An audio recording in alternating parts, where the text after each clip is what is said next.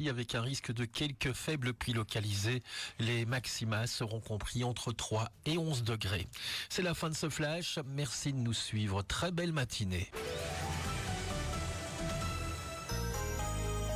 C'est une bonne nouvelle. C'est déjà ça.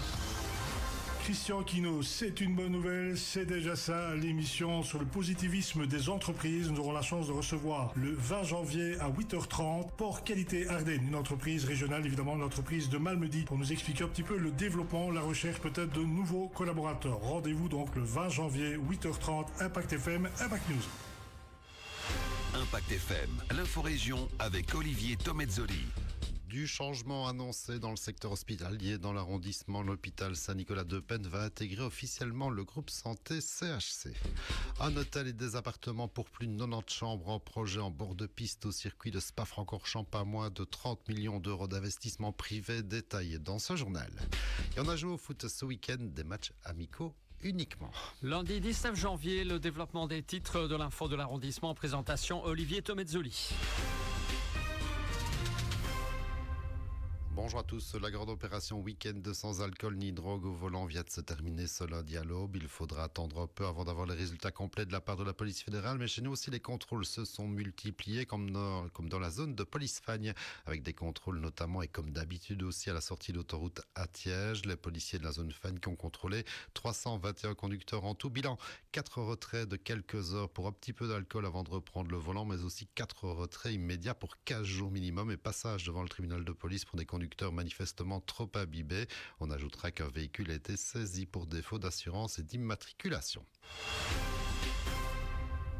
Un grand changement annoncé dans le secteur hospitalier dans notre arrondissement, même si cela n'a surpris personne, mais on a appris que l'hôpital Saint-Nicolas-de-Penne allait intégrer officiellement le groupe santé CHC, une intégration qui aura lieu dans un an, le temps d'officialiser tout cela. L'hôpital de Penne qui était déjà aux côtés du CHC dans le réseau hospitalier privé, le réseau Move. L'hôpital pennois deviendra la 5e clinique du groupe santé CHC, aux côtés notamment du Mont-Légia ou encore de la clinique Sainte-Élisabeth à Heusies. Les regards se tournent aussi du côté de Saint-Joseph à Saint-Vite, qui fait partie du même réseau Move, mais pas encore officiellement du groupe CHC. Question de temps peut-être, qui sait. Direction le plus beau circuit du monde avec une info qui a fait parler d'elle en toute fin de semaine dernière, à savoir le projet de création d'un hôtel et d'appartements pour 91 chambres en tout, et cela sur le site même du circuit en bord de piste, du côté de l'eau rouge et à la source. Détail avec Amaury Bertholomé, directeur général du circuit de Spa-Francorchamps. À l'eau rouge, ce sera l'implantation principale. Donc au départ de la villa de l'eau rouge telle que nous la connaissons aujourd'hui, il va y avoir un développement immobilier assez important pour accueillir 68 chambres. 68 chambres sur une gamme assez confortable, des services associés, wellness, piscine, salle de sport, conciergerie, etc.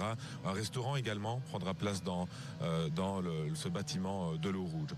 Ensuite, du côté de la source et de Certes-Sevens, il y aura 3 bâtiments. La villa de Certes-Sevens telle qu'on la connaît aujourd'hui, qui va être rénovée, et 2 nouveaux bâtiments qui prendront place là où se situe aujourd'hui la villa de la source. Et là, nous aurons dans ces 3 bâtiments 6 résidences, 6 appart-hôtels qui comprendront 23 chambres au total et qui seront gérées par l'hôtel de l'eau rouge. Au total, ce sont donc plus de 90 chambres qui seront disponibles sur le site.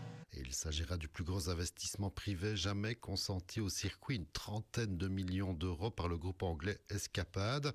Un appel d'offres avait été lancé en son temps et sont donc les Anglais qui sont montrés les plus intéressants financièrement parlant.